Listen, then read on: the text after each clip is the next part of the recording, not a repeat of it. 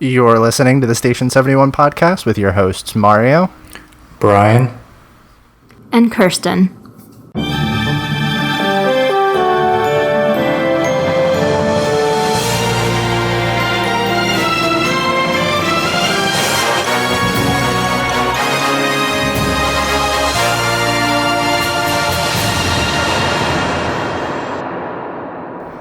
So this week we are going to discuss a topic that we are all very excited to talk about, and we've kind of been planning for a little while, but I'm going to keep that a surprise until after we get through our news and some listener feedback stuff from this week.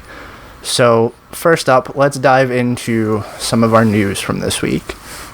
First up, we have the pet-friendly policy is going to be ending in October, which I don't understand why they're ending it. I know it was pretty controversial when it first came out, but for those of you that don't know, it was the policy that allowed people to bring their pets to select Walt Disney World resorts, and it should be ending in October. How do you guys feel about this? So I actually just stayed in a pet-friendly hotel this past weekend. I have dogs. They don't bother me, but somebody was out for the weekend apparently, and their dogs were barking, and we could hear them. I could hear them until like midnight. So I would guess a combination of people being out of their room all day, and also a lot of dogs are scared of fireworks. So it wouldn't surprise me if they just had a lot of like scared barking dogs all night that really bothered other people. That's true. We stayed at a pet-friendly hotel when we went to Baltimore, and the person that was next to us had a dog, and every time they would leave for the day, it would just not stop barking. So I can see that being a pretty solid reason to end this. But like you said before, it's very short-lived. Mm-hmm. So, next thing we had on here, the Play Disney app launched this week, and some of us got the chance to kind of play around with it a little bit. Brian got to play around with it in the parks, and Kirsten and I did a little bit of playing around with it at home. So we kind of want to touch on some of the stuff from there, talk about how we feel about it, because I know we were all kind of pretty excited about this. Yeah, so I'll give my short review on using it in the parks, which, you can do some of the things in it outside of the parks, but I guess it's mainly meant to be a more interactive thing inside the park. But I'll just say overall, I'm pretty disappointed with it, at least where it's at right now. It's, I think, kind of obvious that they're going to expand on it, because right now there's only features in Magic Kingdom and Hollywood Studios. And on the app, it says that there will be new stuff coming soon to Animal Kingdom and to Epcot. But I'm kind of hoping that they also open up a lot more features, even in the parks that they're offering right now. So if you haven't used it yet, one of the things that you can do right now, whether or not you're in the parks, is different trivia that's based around the different lands of Magic Kingdom or Hollywood Studios. I think it's mainly to be kind of a thing to do while you're waiting in line. But the one thing that really kind of irked me about it is that I wanted to say after maybe 3 or 4 rounds of doing the trivia, like the questions are starting to repeat. It's like they don't have a big enough library of trivia questions, and it seems like that would be a very easy thing for them to improve on. I was not able to do Peter Pan or Space Mountain, which have an interactive game with it in it while you stand in the queue, so I can't comment on that. But the other thing is that, from my understanding, the whole point of that app was to be more interactive and kind of like an achievement-based thing, that you would get points as you go along, and you get like an X amount of points for doing trivia, but it doesn't keep up with your points or anything like that. Like I thought it would be like you do stuff around the park, you collect points. But it's not like that. It's just you get like between 0 and 1,000 points for however many trivia questions you get right. And then when you go on certain rides, like you get an achievement for going on that ride. But it's kind of like nothing really comes out of all the features that are in it right now. Yeah, I kind of noticed that too when I was playing with it. Not anything that you said about that, but the trivia is kind of weirdly placed.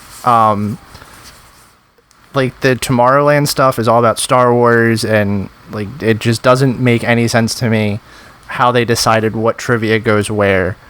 Now, granted, that's the only thing you can do if you're not in the parks, which I think is pretty cool that they at least allow you to do something while you're not there. And about after 4 rounds, I think it started to recycle itself. Because I just kind of wanted to see where it would like start to loop back to the same questions. So it doesn't feel like they have a lot of trivia, and it feels like what they do have is very misplaced. The other thing that I did hear is that the music stuff that we were all talking about last week is more just like Disney music in general, not anything to do with the parks. And the playlists are very like disjointed in the way that they're placed, because it's like Tomorrowland doesn't really have a theme, or, well, I mean, that's Tomorrowland. But like Main Street isn't just like that style of music that you would expect to hear on Main Street. It's like anything under the sun for Disney music.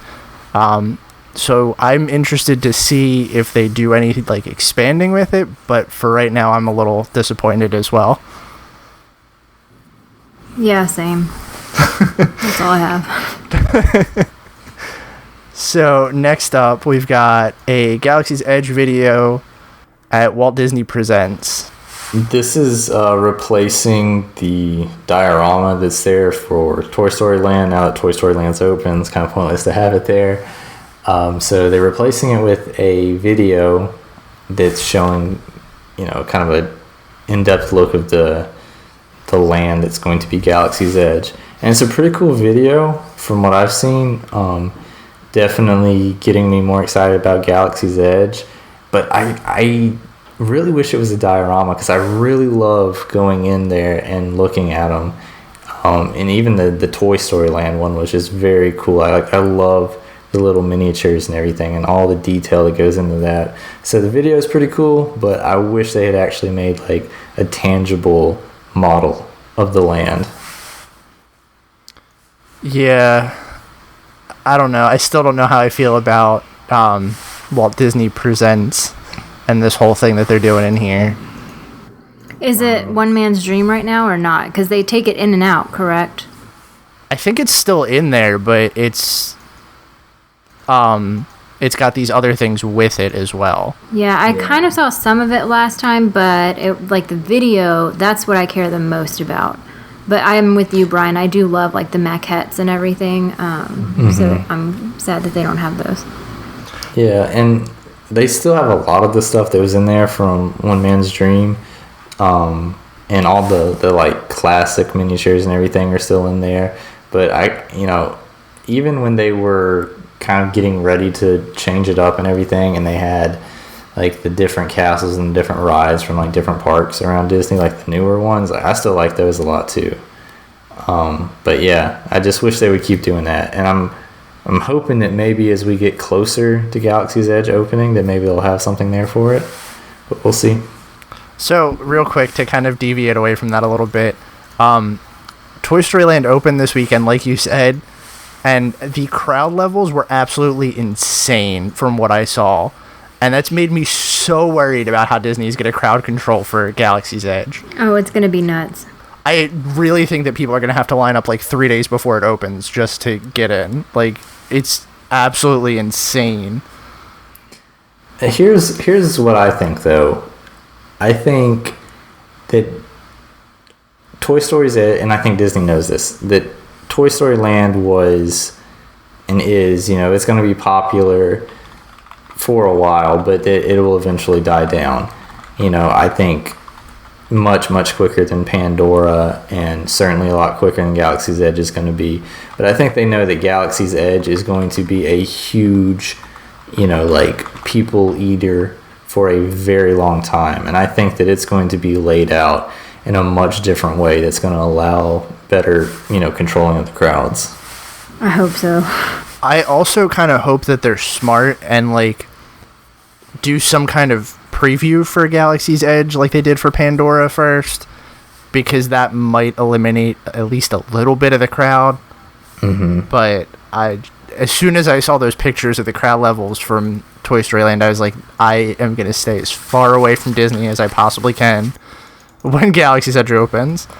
When we were going to Magic Kingdom in the morning, I think we left here right after 7, and my wife was actually driving, so I was flipping around on the app and just looking like, oh, I wonder what wait times are. And it was insane. Like the amount of, because I know they said they opened up early to allow for the crowds, and there were people on Reddit and everything that were there posting about how crazy long their waits already were.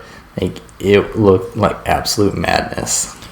I saw at one point that the line actually to get into Toy Story Land wrapped through the Great Movie Ride queue and went towards the front of the park. Like, oh my god. Wow. It's insane. And that's why I'm like, I don't think I want to be near Disney for that. Yeah, it's like it sounds so like fun to go for the like opening and you're there, but then when I really think about like, okay, I'm gonna waste my limited days in Disney like with 5 million other people, no thank you. Like I'll wait. I don't know.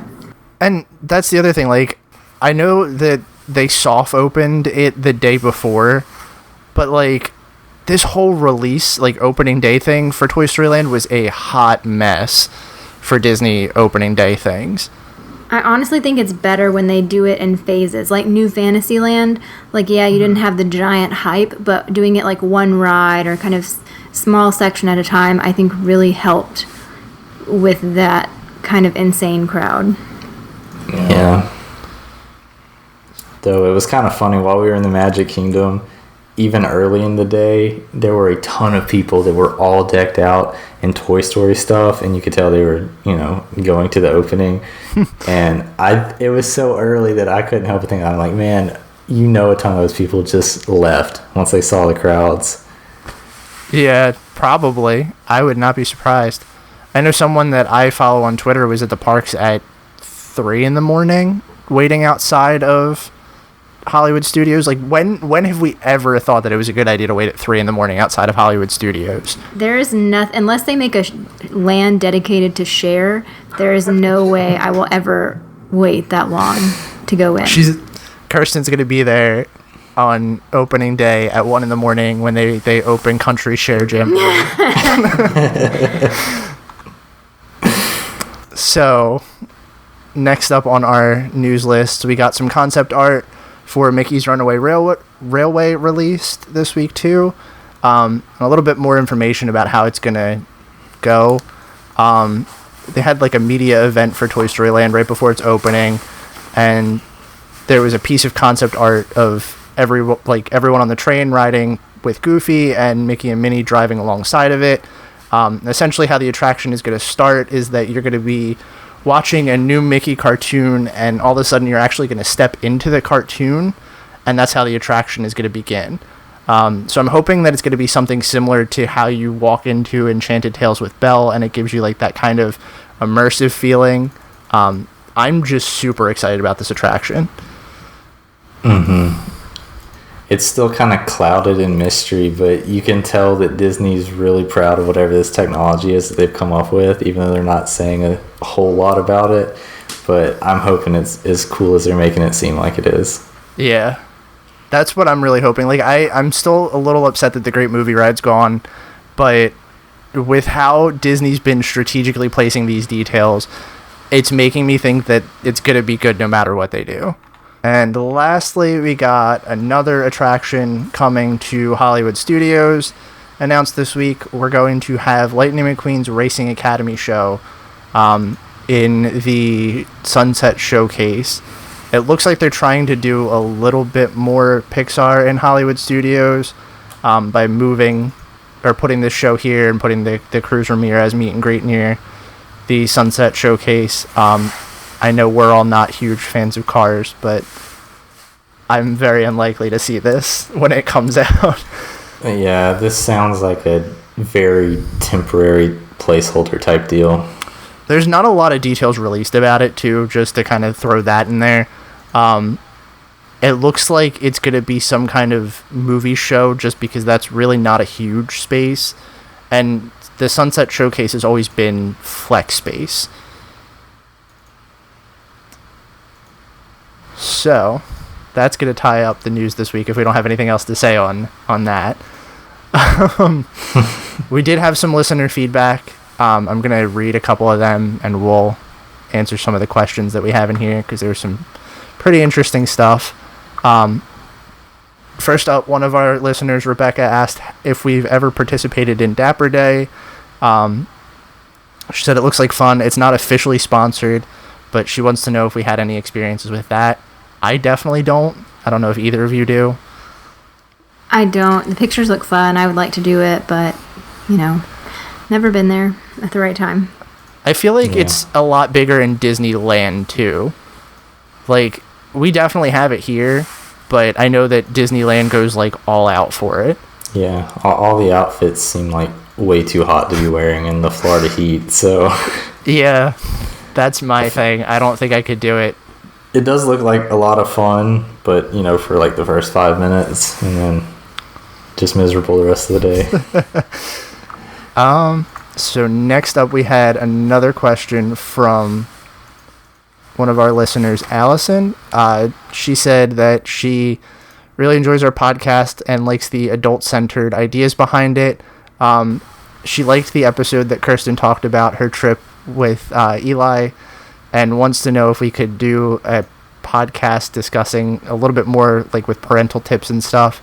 I'm sure as Kirsten has more experience with that, then we'll have those ideas, but for right now, none of us have kids, so that's going to be a little bit restrained. But she did have an interesting question about Fantasmic and Star Wars. She said their next trip, they're going to Hollywood Studios, and they want to catch the Star Wars fireworks and Fantasmic. There's showings of Fantasmic at 9 and 10:30, and one Star Wars show at 10. She wants to know if it's possible to catch both, and looks pretty much like that's it. So yeah, she wants to know if it's possible to catch both of those. I do not have any experience doing that because I've never really watched the Star Wars fireworks. I haven't either. I've seen, I think it wasn't when they were doing Frozen. I think it wasn't Star Wars. I think it's when they were doing the Frozen fireworks, maybe. Because didn't they do that at one point? They did like a also? movie one, if I remember right. Yeah, and so I tried. I say you could probably do it depending on how crowded it was, but you'd probably be cutting it close either way. Because if you did the 9 o'clock Fantasmic, you'd be done at 9:30. But getting out of Fantasmic is kind of like a pain in the butt. So you would just have to, like, get to the front of the line and not, like, plod along with everyone else and, like, kind of rush back around. But then again, if you did Star Wars at 10, you could probably make it and, like, sneak into the Fantasmic. But if it was really crowded, you either, like, wouldn't get a seat or would probably get a really bad seat. So I think you could try to do both, but you should, like, pick one to focus on. That would be my plan if it were me. I think that's the smartest thing, too. Like, the other part that you put in here is that they're considering splurging for the Star Wars dessert party, and they made some fast passes so that Fantasmic actually doesn't fit into their options either. I wouldn't necessarily do the dessert party just because everyone that I've talked to has said it's not really 100% worth it. But you could probably do exactly what Kirsten said and hit Star Wars at 10, watch a little bit of it, and then jump over to Fantasmic and not get incredible seats, but still see it. But that would be my guess. Dessert parties, like, I've never done one. I want to, just to, like, have the experience, but I can't make myself spend that much money to eat, like, $10 worth of dessert. I don't know, I just can't do it. My mom did one the last time they went down, and she said it really wasn't worth it at all. Like, all of the snacks that they had were basically the same snacks you can find almost anywhere in the park. And last one that we have in here is from our listener, Sarah. She said she's planning a trip for next fall and wants to know how much they think they can cut back on amenities before it becomes a damper on their experience. For example, do we think park hopper is something that's absolutely worth having? Most of her friends have never been to Walt Disney World before, and she wants to make it the best as possible, but not break the bank. And she said any price-saving advice is appreciated. So I definitely think that park hopper is always, like, absolutely required, but if you're doing it for first timers, not having it's not going to kill you. You do still have to remember that some parks are definitely a half-day park, like Hollywood Studios, unless you're going to wait all day for Toy Story stuff. But otherwise, not having that park hopper limits what you can do on some days. And I mean, you could do like Disney Springs or do some of the other stuff that we've talked about that's not necessarily required for a park ticket. But I think that that's definitely a thing that you might want to consider, is how you're going to end up having all of that played out. Yeah, in my opinion, I think park hopper is, I want to say overrated, because it's definitely a deal if you're the kind of person that likes to go to multiple parks in a day. But I would say overall, if this is your first time going and you have the days, like if you're not using the park hopper to say cut an extra day out of your trip so that you can go to all 4 parks in 3 days, then I would say you're fine leaving park hopper off. I like kind of being fully immersed in 1 park per day, if that's at all possible when I'm on a trip.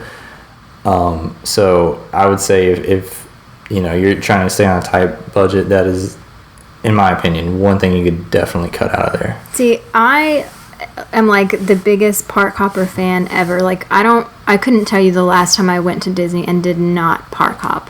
Like, for me, it's just necessary. Even to, going with Eli when he was 8 months old, we still did park hopper just because that's kind of how we split up our day, is morning and lunch, and then afternoon, dinner, and whatever, night show we want to see.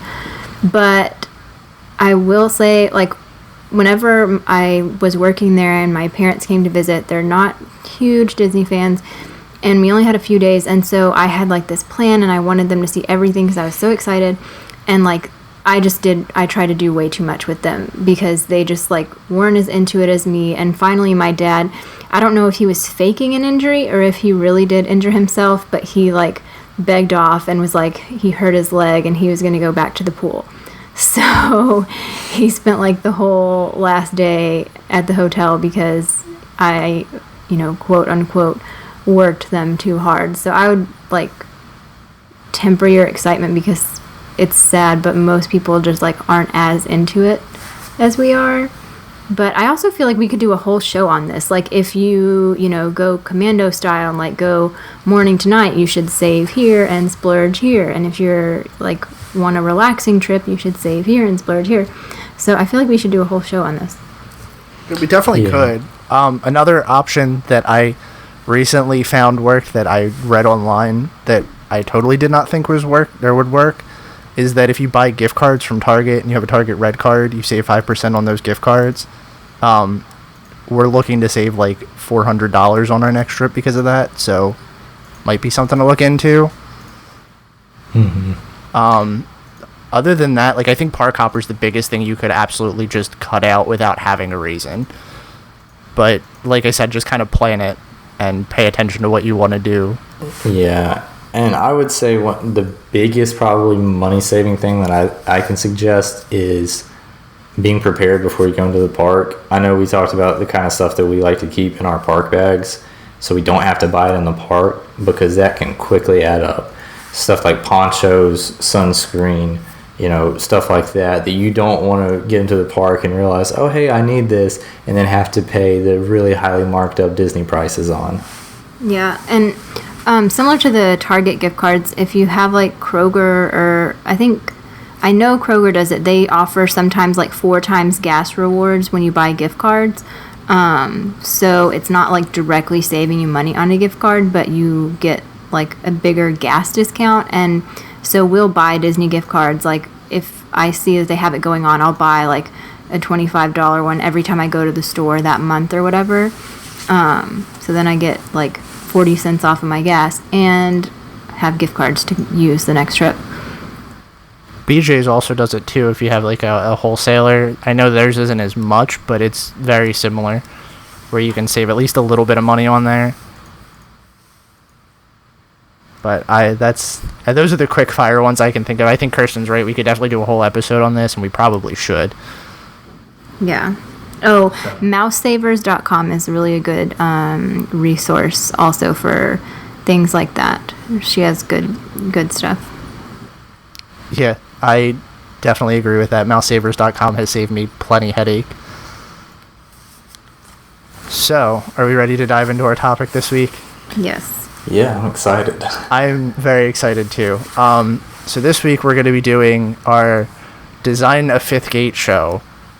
We've been kind of thinking about this for a while and have tried to plan this to work so that we can all have some time to think about it. I'm still excited to hear what you guys have to say, and I think mine is not going to hold up in comparison. But does anybody want to go first? Anybody want to give their idea first?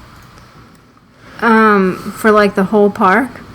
Yeah, let's just do the whole park. We can each fire off our ideas and then go in depth on it, and we'll pass it off to the next person. I'll go first. I don't know how, like, what all y'all included in yours. Like, I didn't include, I don't know, we'll just talk about it, and if I miss something, y'all can ask me or whatever. Okay, so I have 5 lands, and my park does not have a name, and a lot of the lands don't either. It's a great start. Well, I love thrill rides. We've talked about that. So it's like a high thrills fifth gate. So somebody more creative than me can come up with a name for that. So I'll start with the most, I won't say boring, I don't know, the most traditional land is Nostalgia Land. So there you have Carousel of Progress, Teacups, Small World, Jungle Cruise, Space Mountain's my only thrill ride in that one. One Man's Dream, and it's never ever changing. My quick service is Cosmic Rays, and my table service is Skipper Canteen. I know those aren't really traditional, but I couldn't think of anything that was like classic. And Skipper Canteen is kind of like Jungle Cruise, so that works, right? Yeah. Okay. And then I have Adventureland, and it has Journey to the Center of the Earth, which we talked about. That is in Tokyo Disney Sea, I think. Everest, Splash Mountain, Mine Train. My table service is Yak and Yeti. My quick service is Pecos Bill. And now we're going to get to the rides that I made up on my own. So if I could really have like a fifth gate, I would love to have like a complete villains theme park, but I'm not creative enough to come up with ideas for a whole park. So I just did like a villains land. And so I've talked before about Imagineering, but for everybody listening, I'm like obsessed with Imagineering. It's like the coolest job ever. I have like an actual notebook where I write down ideas for like different rides and restaurants and whatever sometimes, because like that's the kind of person I am. So some of my stuff from Villains Land came from that. Like, I won't expound a lot, but my table service would be like a fully, kind of like how Be Our Guest has different rooms, you know? But it would have 4 themed rooms, one for each villain: Ursula, Jafar, Maleficent, and Scar. And I have like a lot of notes on that in my little Imagineer notebook, but that would take me forever to talk about. Like, I'm super into this, y'all. Like, I have trash can designs, like everything, okay? This is like my jam. Wait, you designed trash cans? I'm so excited about that. I mean, I have like some in like, okay, so for my Nostalgia Land, the trash can would just be like all different colors of grayscale, and there would just be in the middle of each side like a ship wheel, you know, because like Steamboat Willie. That's cool.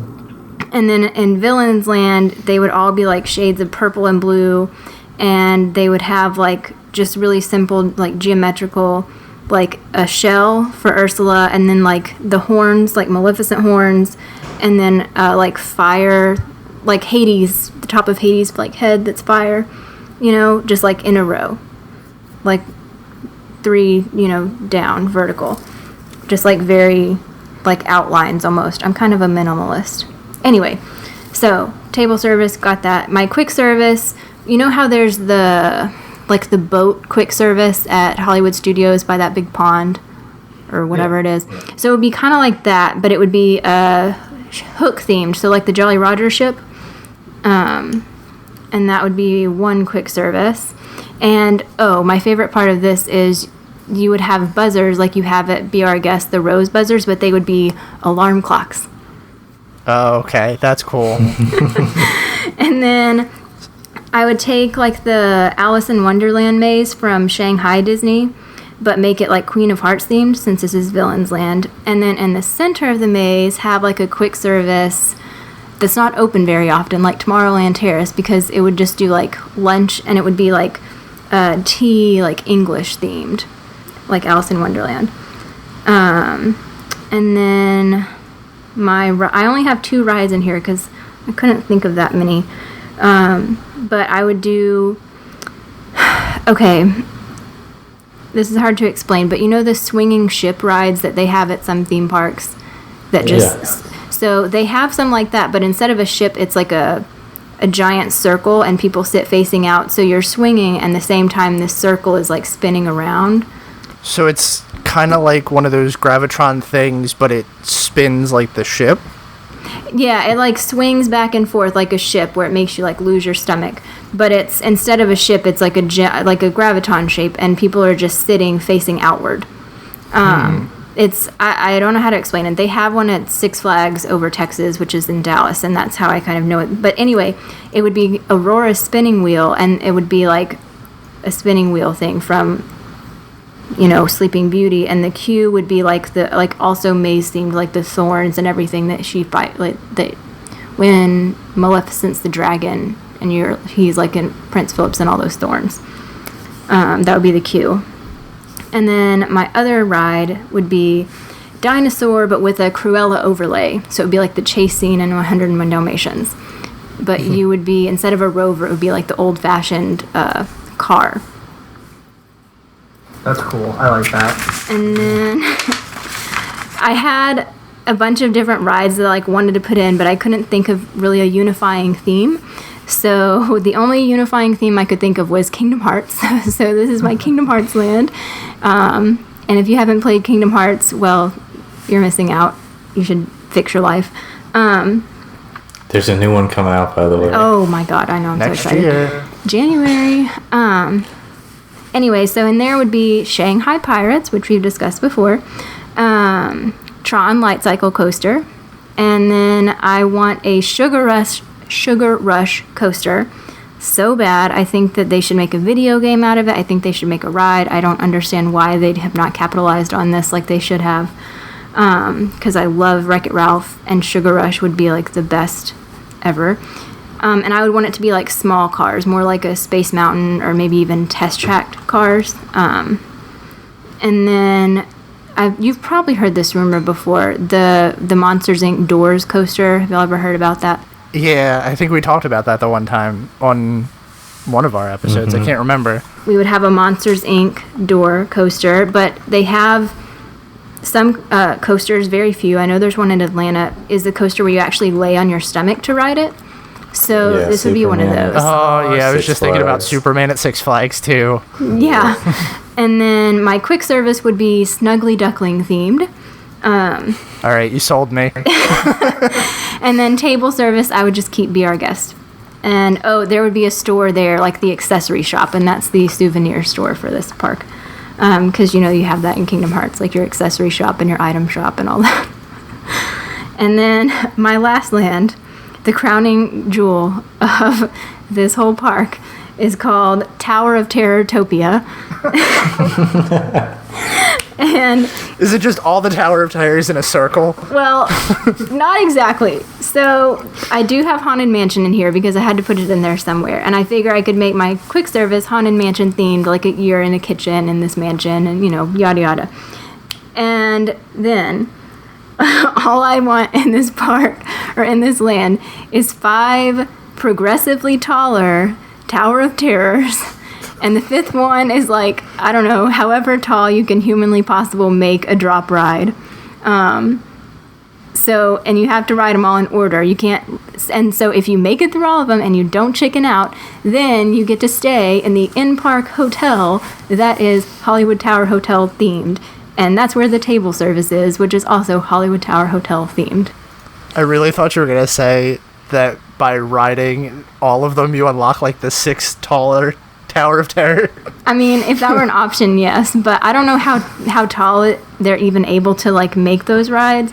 But let's push the limits of what is possible in coaster technology, and that's going to be the tallest one. So that's my favorite land. I'll spend all my time there. And then, oh yeah, you can end your night with wishes. Of course. The end. That's all So I got. is this the episode where Kirsten gets picked up by Imagineering? Yeah, I wish. Do you want to go next, Brian, or do you want me to go? Well, I really wish I had gone first, or at least not after Kirsten, after all that. I can go ahead and go. I'm not as in-depth as she is, but I will give you my idea for a park. I did come up with a name for mine. Mine is Disney's Adventure Across America. And I guess was inspired by this, about thinking of my childhood. And like one of my favorite things to do growing up in like somewhere between like suburban and rural part of Georgia, was just like me and my friends would go out in the woods and stuff and like explore and do adventurous things and just come up with games or all that kind of stuff. But I kind of always thought about like, man, like what would we do if we didn't live in this landscape? Like what would other kids our age do to kind of like make up their own stuff? Or it spiraled into what if we took different landscapes across America and kind of like explored them and went on the adventures like that they offer in each one. So basically I have 5 lands that are themed to different parts of the U.S. So I have one set up in the rural South, big city, coastlines, the Pacific Northwest, and the Rocky Mountains would be my 5 lands in the park. And I got about as far as like coming up with a main attraction for each one. I guess I would figure that your dining options would be kind of catered to, what is offered in that part of the country. So that's kind of self-explanatory. But I guess I'll step through each park and each land of the park and talk about the main attractions. So starting off in the rural South, which was kind of surprising, like the hardest one for me to think of, even though like that's where I'm from.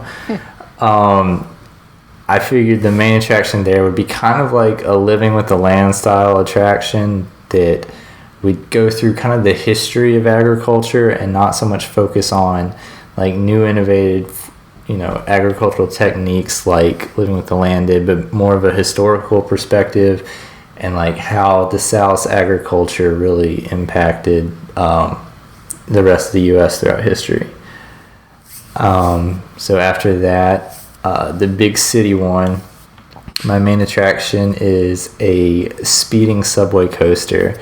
And at first I was kind of trying to do this whole park without Disney IP, but I kind of felt like this one would be a cool way to fit it in and, put a little bit of magic in the parks.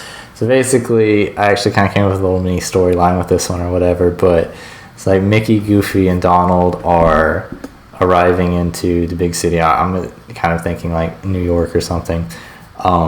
So they get out of the airport, and I would think like the queue would be themed like you have just gotten off a plane and are like going through an airport, and then they get on the subway. While they're on the subway, like Donald accidentally knocks Mickey's bag out of his hand, and it falls open, and like the sorcerer hat comes out, and when it does, it like releases all this magic that basically makes the subway go crazy, and it's a coaster. So that was basically the idea for that one. Moving on, my next land is the coastline, and this main attraction is a seaside surf ride. So this is, as much as I don't really like this, I thought maybe we could do something cool with VR technology. So what I was thinking was that riders would put on VR headsets and stand on like kind of a surfboard type deal, but it had kind of a harness mechanism where, sort of like a stand-up roller coaster does, where you kind of have like you're standing, but it has the like mini seat thing that's really supporting you. So you get strapped into this thing, and it basically like each one would pivot on like, I'm thinking just like basically a pole or something that comes up out of the bottom and attaches to the surfboard. So like once you strap in and everything, you put the VR headsets on, and the board pivots and turns, kind of like simulate surfing. Sounds cool. Yeah, that one was. If you I was really wanted to add IP to that could be like Lilo and Stitch. Oh yeah, that's an easy one to fit in there. I didn't even think about that. Well, I know Mario loves that, so. Yep. Yeah. Making my day with that one. So the Rocky Mountains, the main attraction, this one was simple enough. Downhill bobsled type ride, pretty similar to Matterhorn, but obviously no Yeti theme, because I'm trying to kind of focus on like real stuff and kind of highlighting the different areas of the country, so that it's not necessarily extremely educational, but at least you're kind of like getting a taste of what each area of the country is, which was my the main goal that I was trying to accomplish with this park, was kind of like get a look into the different areas that you might not have grown up in. So the Rocky Mountain ones would be like the downhill bobsled slide, but like I'm thinking of it like a kid's snow day or something. So like you're going through, and all the kids are like have snowmen that you're going around, like igloos that they've built that you're riding through, and like snowball fights going on around you with animatronics and that kind of stuff. But that one was pretty easy. But my last one is the one that I think would probably be the coolest, which is the Pacific Northwest. It's an area that I've always wanted to go to, which I haven't been to yet.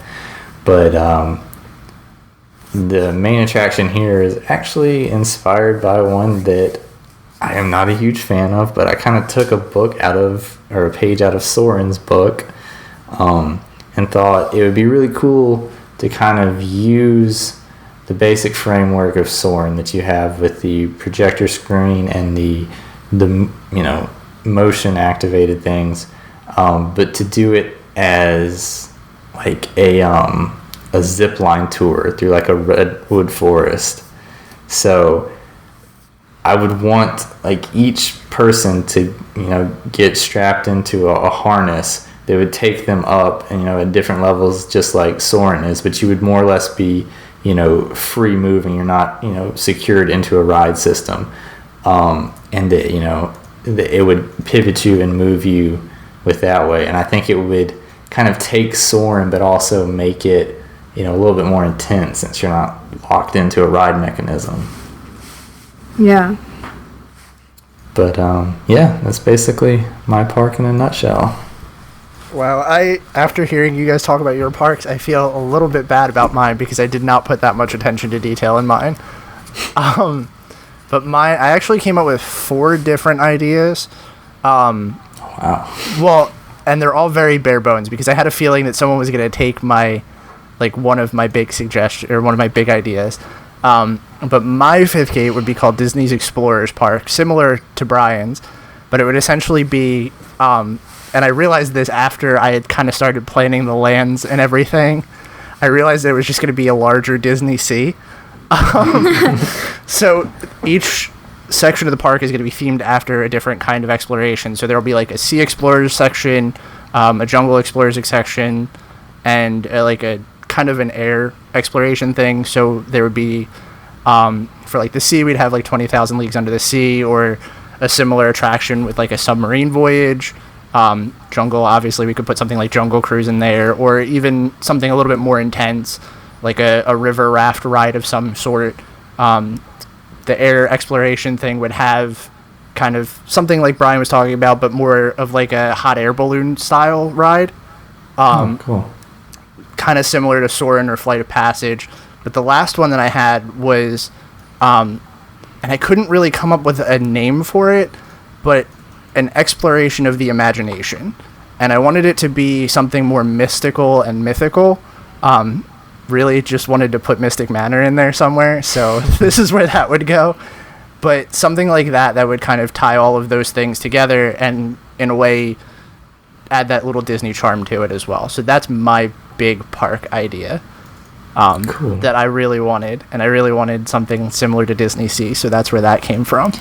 Yeah, it was very hard when I was doing this to just like I was originally thinking something kind of like that, but it was just like, okay, I'm making Disney Sea right now. Like I'm trying to do something that's not real. I planned this out, and then when I started picking rides, and I was like, oh, here's where we could put 20,000 Leagues Under the Sea. I looked it up just to like make sure that it would fit really well with this theme, and I was like, darn it, I just made Disney Sea. But my other idea is I wanted, and this is going to be kind of similar to Kirsten's a little bit, I wanted a whole park of extinct Disney attractions. Oh, It yeah. could be like set in lands of like where they came from. So like you'd have a Magic Kingdom land and like an Epcot land, and you'd have all of the attractions that everyone got really upset about. So like 5 months after they're closed and everyone on the internet's complaining, Disney can just be like, no, we opened it again. It's over here. But I also had like a heroes and villains style park too, which kind of plays into that concept as well. Because we've all heard that the villains park is like the rumored fifth gate for the longest time. This one I couldn't really come up with lands or anything for, but I wanted the center attraction to be kind of like a Clash hero-villain style ride. So it has two entrances, one on the hero side of the park and one on the villain side of the park. And as you ride it, it's like a dark ride or like a roller coaster or maybe like a combination of the two of them. But it goes Dueling Dragon style where you pass by the other card occasional. So it has cool. rewritability from both sides of the park. But that was my big idea for that. I really couldn't come up with anything else, so Kirsten kind of stole that one right from me. No, that's a good idea. I love that. And then my last one that I really couldn't come up with an idea for, so I just kind of was like, just throw an Avengers overlay for it and we'll call it a day. Disney doesn't have a lot of high thrill rides, so if they kind of just essentially ported over the rides from Islands of Adventure that are for the Marvel stuff, just drop them in a Disney park, and then make like 10 times the rides so that there's a bunch of high thrill attractions with a Marvel overlay, and we can make like, I don't know, the Avengers Tower the castle of this park. But those were my ideas. It's interesting to see like everybody is so different. Like, I don't know, I would never think of an like America park ever. Like, I actually like really am surprised that we didn't come up with anything similar. I was thinking that we were all just going to port Disney Sea over. That's why I was like, I got to come up with little ideas here. But yeah, that was fun.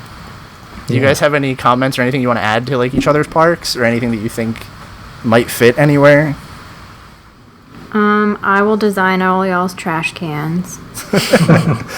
That's like, I know it's weird, but that's like one of my favorite things about Disney. We have the Disney salt, the trash can salt and pepper shakers. Like, I don't know why I know this, or I don't know her, but I follow this girl on Instagram, and she went to Dapper Day, actually, at Disneyland this year as a Fantasyland trash can.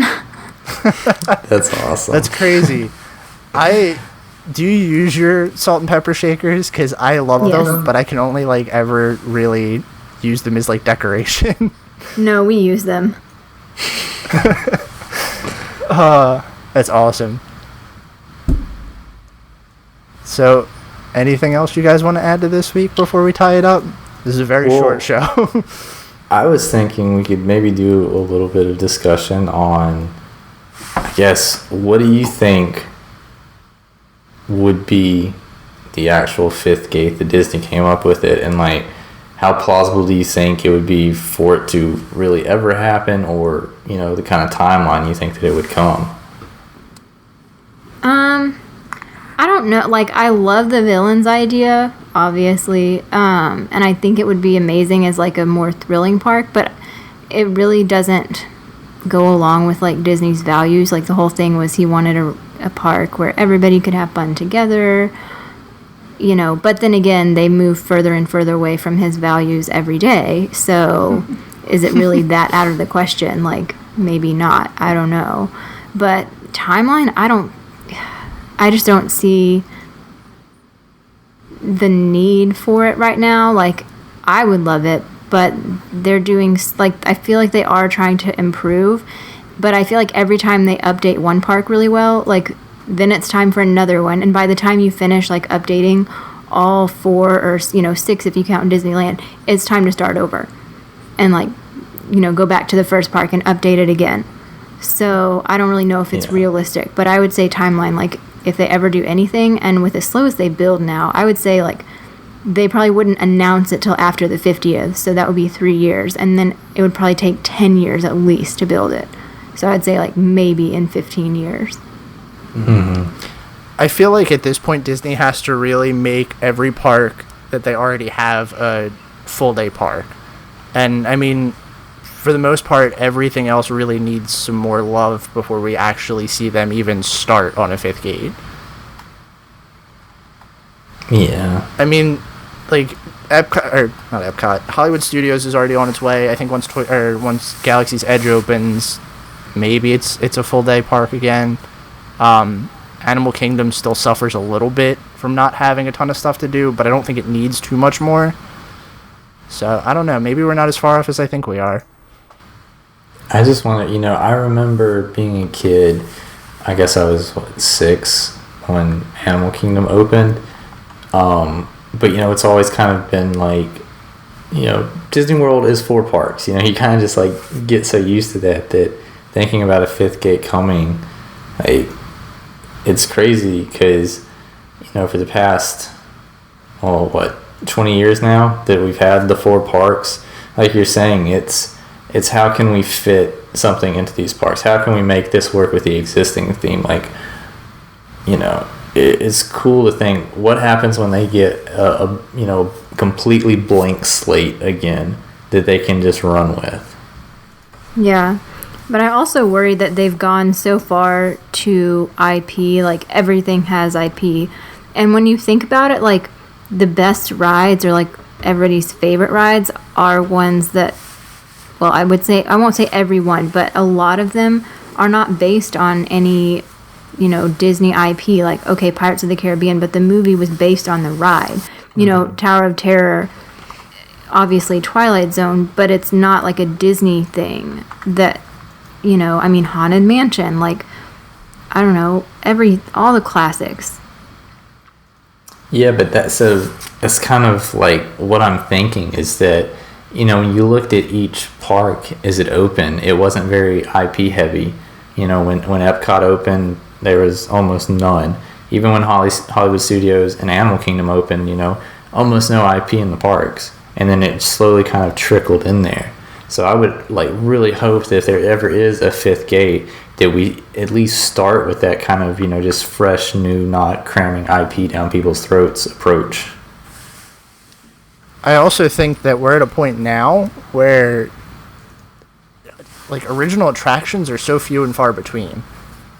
And I think that's kind of also going to put that idea out the window as well, because really, when was the last time that Disney opened an attraction that was based on an original idea? I know, that's what I was trying to think of right now, was like the last ride that opened that was not like a Disney movie IP or Pixar. Yeah, I can't really think of it. Wow, yeah. That's kind of sad, and I mean, I think that's just the direction that the Disney parks are moving. Like, a lot of kids have that attachment with Disney movies now, and I think Disney movies are obviously a lot more popular than they were. So it's kind of, I guess the IP thing is what really strikes that hit for them. I don't know. Yeah, and I'm kind of on the side more of like, I'm not as opposed to the IP as I feel like most big Disney fans are. What I'm really not a fan of is just seeing the IP shoehorned into an attraction after something else goes down, which I know it's an example. Well, I was just about to go there. I was like, to give the perfect example, that's, the beating the dead horse is, Frozen, and just, how it was shoehorned everywhere that they could find it, and especially with Maelstrom, they took the bones of an existing ride, put Frozen theming in it, and wrapped it up and said that's it. You know, I don't think as many people would have been mad if they came up with an original idea, you know, for Frozen with a new ride, using a new ride system, you know, kind of pushing technology a lot more than it did. It just kind of, it sucks seeing Disney take kind of the lazy way out to more or less like advertise for themselves within the park. Yeah, for sure. Most recent, would that be like Expedition Everest or Soarin'? Yeah, I guess Soarin' would right. probably be it, right? I can't remember which one came out first. Wow, that feels like so long ago. Yeah, that's But look how crazy. popular they are. They're like huge. They're like two of the like favorite rides in the park. I mean, okay, Soarin', new Soarin', not so much, but original Soarin'. Oh yeah, when it first came out, I mean, huge, you know, drew a massive crowd. Don't even get me started on New Soarin', but yeah. I totally agree. And even, like, you know, up until they changed, like, they put the new overlay on it, it was still drawing a pretty large crowd. Mm-hmm. Yeah. And actually, I'm looking at it now. Technically, you could even go as far as to say that Shanghai Disneyland opened more recently than them. And there's not a original idea within that park. They're mostly Nothing. all IP. It looks like the only things that aren't are things that we already had, like Soarin'.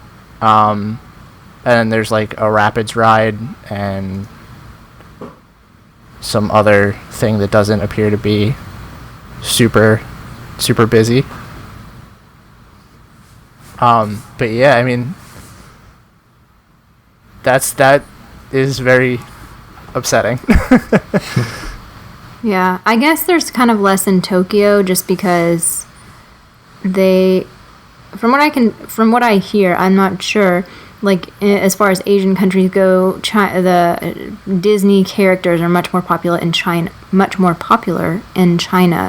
than in Japan. So that's probably why.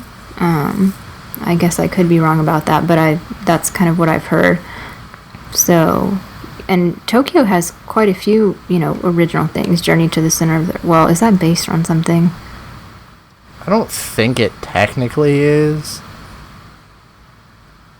So that, like, the Sinbad's Voyage, which it's obviously not based on anything Disney. It might be based on something Japanese that we don't really know about, but I would say that's probably the best park for non-IP stuff. And, you know, shocker, it's the park that everybody says is like the best 2 Disney parks in the world. So, What does that tell you, people? Yeah. More Frozen. More Frozen. I mean, that's also a fair assumption. I mean, they are adding the whole, like, Fantasyland thingy now. So, you know. Oh, well. Before I forget, and Mario, if you want to move this around, you can. But maybe we should have said this in the beginning in the news. I have a friend, one of my best friends, got married in Disney World in this past November. She worked at Disney with me. We were roommates during our college programs, and we here at Station 71 are going to interview them. So if we have any questions about a Disney wedding, she said, like, I asked, like, are you okay talking about cost? And she said, yeah, that's fine. So we're going to interview her and her husband. So if any listeners have any questions about Disney weddings, anything they want to know, anything they're curious about, let us know via some type of social media, email, something, comment on Facebook, whatever.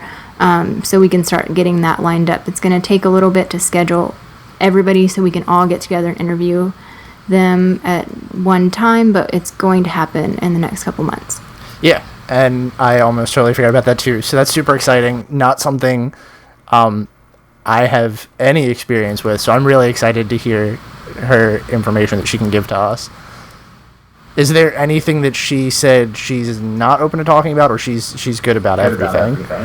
She said, I asked her, and like the only thing I specifically mentioned was like, you know, do you mind if we ask questions about like cost? And she's like, no, I don't care. She's pretty much the most easygoing person I've ever met in my entire life. She's the complete opposite of me. So, and her husband's like even more easygoing. So no, probably nothing that they wouldn't really be comfortable talking about, as far as I can tell.